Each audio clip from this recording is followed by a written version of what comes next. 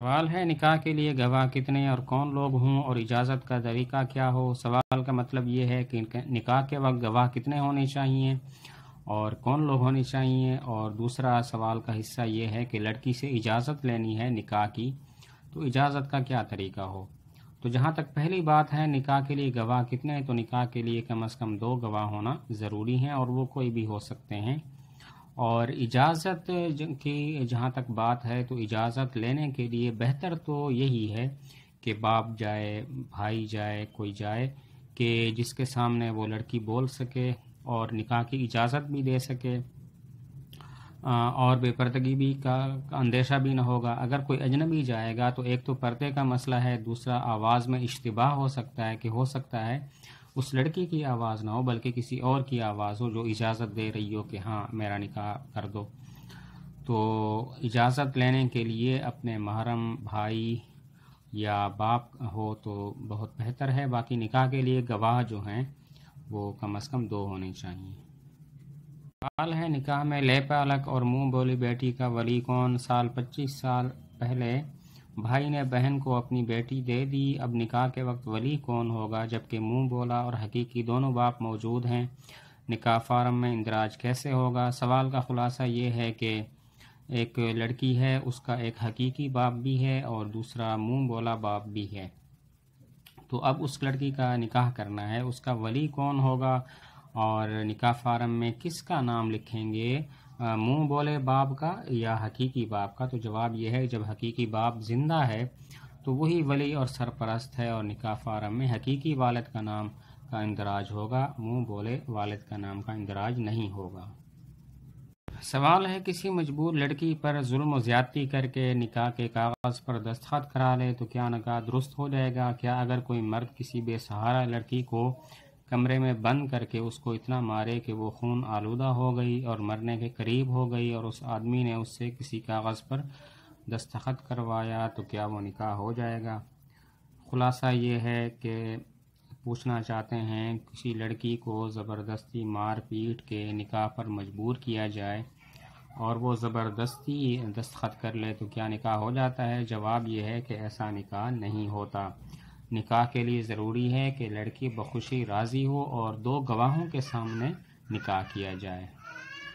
سوال ہے معتدہ کا عدت توڑ دینا اور اجنبی کے ساتھ بے پردہ رہنا۔ ایک عورت کو پچھلے شوہر نے طلاق دے دی، اس عورت نے 1 مہینہ 10 دن عدت کے گزارے، پھر عدت توڑ دی اور جس شخص سے اس کا نکاح ثانی ہونا ہے اس شخص نے اس عورت کو الگ کرائے کے مکان میں رکھا ہے، دونوں کے بیچ پردہ بھی نہیں ہے، کیا اس عورت کا نکاح اس شخص سے جائز ہے؟ اس عورت کے نکاح کی جائز ترتیب بتائیں۔ سوال کا خلاصہ یہ ہے طلاق والی عورت ہے اور ابھی اس نے عدت پوری نہیں کی، 1 مہینہ 10 دن ہی ہوئے ہیں کہ اس نے عدت توڑ دی اور جس شخص سے اس نے دوسری مرتبہ نکاح کرنا ہے اس کو الگ کرائے کے مکان میں بھی رکھا ہوا ہے۔ تو جواب یہ ہے کہ ایسا کرنا بالکل ٹھیک نہیں، اس کی عدت توڑنے سے عدت نہیں ٹوٹتی بلکہ ضروری ہے کہ اپنی عدت کے ایام پورے کرے، اور عدت کے ایام کتنے پورے کرے؟ وہ یہ ہے کہ 3 ماہواریاں پوری کرے اگر وہ حاملہ نہیں ہے، اگر حاملہ ہے تو جب اس کا بچہ ہوگا تو تب اس کی عدت ختم ہو جائے گی۔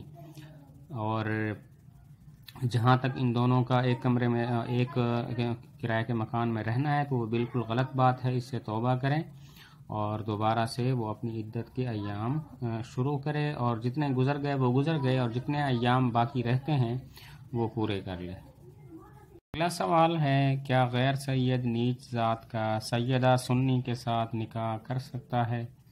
میں جاننا چاہتا ہوں میرے نکاح سیدہ سنی کے ساتھ جائز ہے یا نہیں، جبکہ میرا تعلق غیر سید قبیلے سے ہے اور ہمارے بڑے بتا رہے ہیں کہ ہمارا تعلق جلاحہ خاندان سے ہے جس کو گھٹیا اور نیچے طبقے کا سمجھا جاتا ہے، اور وہ لڑکی سیدہ سنی خاندان سے ہے۔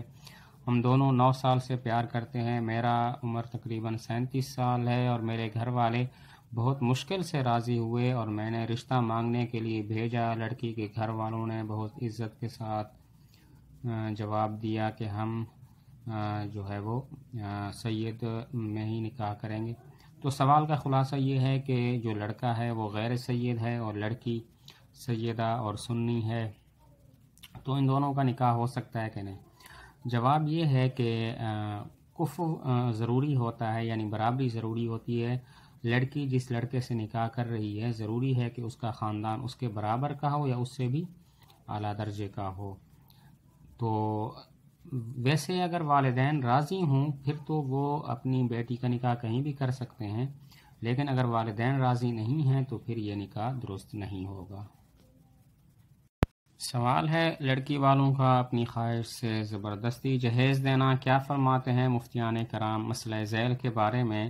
زید کی شادی ہو رہی ہے اور زید اور اس کے والدین زید کے سسرال والوں سے جہیز نہ دینے کا مطالبہ کر رہے ہیں، لیکن زید کے سسرال والے بضد ہیں کہ ہم اہل وسعت ہیں، ہم جو کچھ دے رہے ہیں اپنی بیٹی کو دے رہے ہیں، ہماری خواہش ہے کہ ہم اپنی بیٹی کو دیں، تو اس صورت میں جہیز لینا شریعت کے اعتبار سے کیسا ہے؟ سوال کا خلاصہ یہ ہے کہ لڑکے والے جہیز نہیں لینا چاہتے بلکہ منع کر رہے ہیں کہ مت دو، لیکن لڑکی والے جہیز دینا چاہتے ہیں، تو کیا حکم ہے؟ جواب یہ ہے کہ لڑکی والے اپنی خوشی سے دینا چاہ رہے ہیں تو اس میں فی نفس ہی تو کوئی غلط بات نہیں ہے، لیکن اس میں جہاں غلط ہو جاتا ہے وہ یہ ہے کہ غریب لوگ اس کو دیکھ کے وہ ذرا پریشان ہوتے ہیں کہ ہم نے اپنی بیٹی کی شادی کرنی ہے تو ہم اتنا جہیز کہاں سے لائیں گے۔ نیز اس میں ریا کا اور دکھاوے کا عنصر بھی بالکل ظاہر ہے، تو ریا نہ ہو پھر تو ٹھیک ہے۔ تو بہتر طریقہ یہ ہے کہ رخصتی کے وقت نہ دیں، رخصتی سے پہلے دے دیں یا رخصتی کے بعد وقتاً فوقتاً دیتے رہیں۔ انہوں نے اپنی بیٹی کو خوش رکھنا ہے تو ضروری تو نہیں ہے کہ ایک ہی وقت میں رخصتی کے وقت سارا سامان دے دیں، وقتاً فوقتاً تھوڑا تھوڑا کر کے بھی دے سکتے ہیں۔